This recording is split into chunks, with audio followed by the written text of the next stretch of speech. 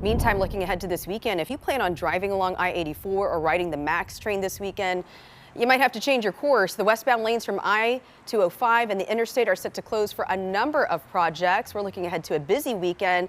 Add to that, it's going to be pretty hot. Josh Cozart standing by with Portland's most accurate forecast. Thanks for joining us for KOIN 6 News at 11. I'm Elizabeth Din. So first, let's talk about the closure. Set to happen 25 hours from now, a closure that'll last most of Sunday. So let's bring in Ariel Yacobazi joining us live from Northeast Portland tonight. Ariel, what can people expect out this weekend with this closure? Hey Liz, so people should be packing their patience if they're planning on driving or taking the MAX train. There will be several closures and it is business as usual right now, but as you mentioned, 25 hours from now, this side, the westbound side of I-84 will be a ghost town.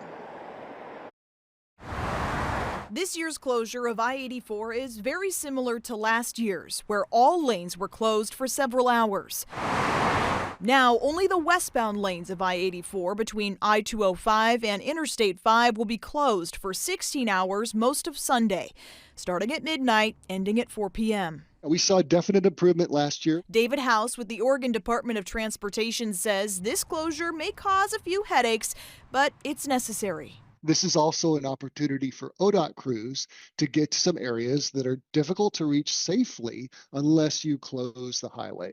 So we'll be out there too doing some various maintenance. A big part of last year's project, graffiti removal.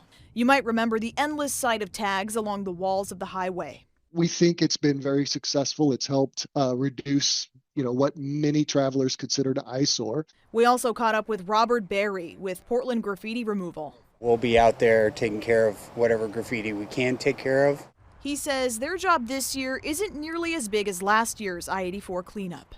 When it gets really bad with graffiti, everybody notices. When they have these types of closures, we can jump into those sections without having to worry about traffic and so forth.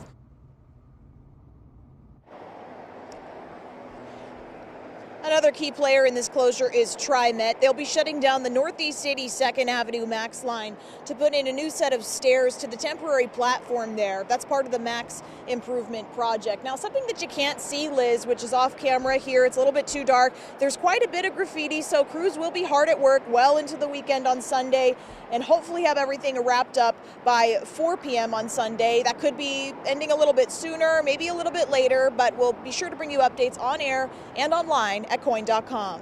Reporting live in Northeast Portland tonight, Ariel Yacobazi, KOIN 6 News. Ariel, thank you so much for those helpful details.